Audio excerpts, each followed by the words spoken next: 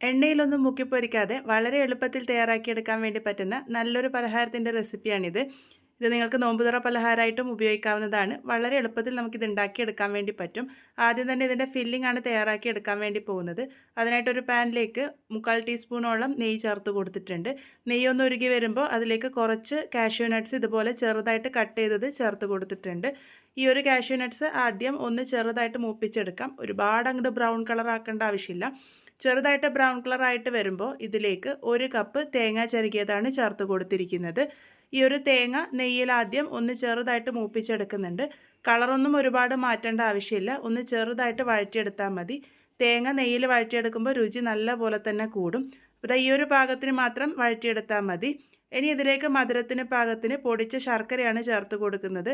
1/4 കപ്പാണ് ഞാനിവിടെ ചേർത്ത് കൊടുത്തിരിക്കുന്നത്. ഇതൊരു മിതമായിട്ടുള്ള മധുരം മാത്രമേ കാണുള്ളൂ.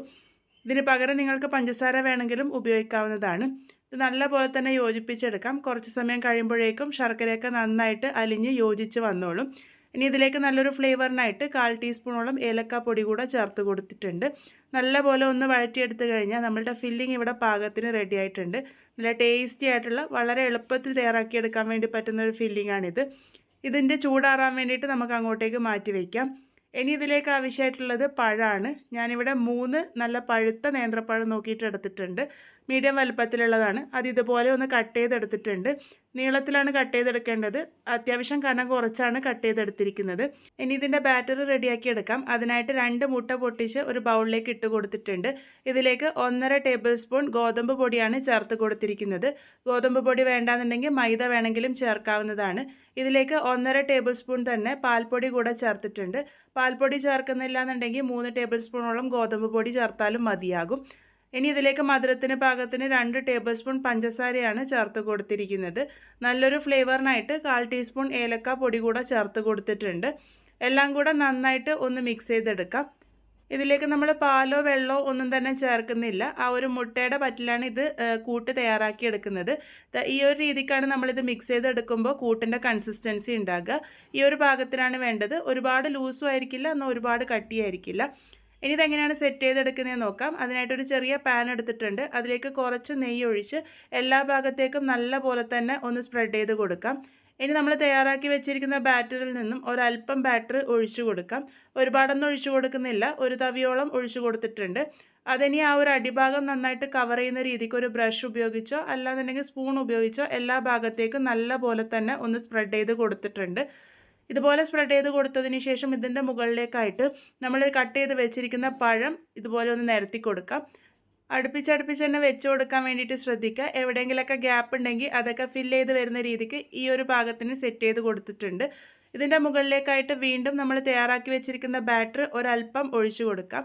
എവിടെയെങ്കിലുമൊക്കെ ഗ്യാപ്പായിട്ട് തോന്നുന്നുണ്ടെങ്കിൽ ആ ഒരു ഭാഗമൊക്കെ കവർ ചെയ്യുന്ന രീതിക്ക് വേണം ബാറ്റർ ഒഴിച്ചു കൊടുക്കാൻ വേണ്ടിയിട്ട്.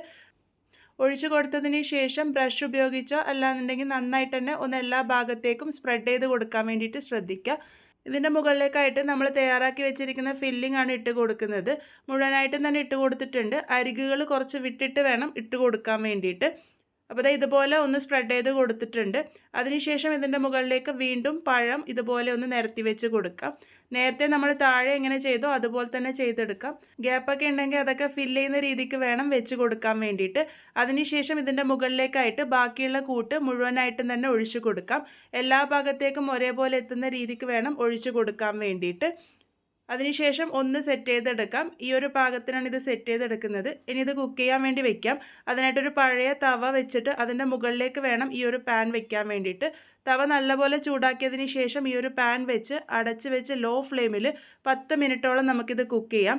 ലോ ഫ്ലെയിമിൽ തന്നെ കുക്ക് ചെയ്യാൻ വേണ്ടിയിട്ട് ശ്രദ്ധിക്കുക. 10 മിനിറ്റ് ആകുമ്പോഴേക്കും ഇതിൻ്റെ ഒരു ഭാഗം നന്നായിട്ട് ഫ്രൈ ആയിട്ട് വന്നിട്ടുണ്ടാകും.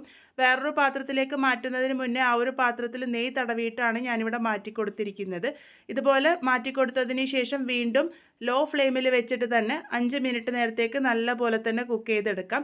ആ ഒരു സമയമാകുമ്പോഴേക്കും ഇതിൻ്റെ അടിഭാഗവും നന്നായിട്ട് തന്നെ ഫ്രൈ ആയിട്ട് വന്നിട്ടുണ്ടാകും. ഇതിപ്പോൾ പാകത്തിന് തന്നെ റെഡി ആയിട്ടുണ്ട്. നമുക്കിത് വേറൊരു പാത്രത്തിലേക്ക് മാറ്റി വെക്കാം. പഴവും തേങ്ങയൊക്കെ ഉപയോഗിച്ച് എണ്ണയിലൊന്നും മുക്കിപ്പൊരിക്കാതെ നല്ല സിമ്പിളായിട്ട് തയ്യാറാക്കിയെടുത്തിരിക്കുന്ന നമ്മളുടെ പലഹാരം ഇവിടെ റെഡി ആയിട്ടുണ്ട്.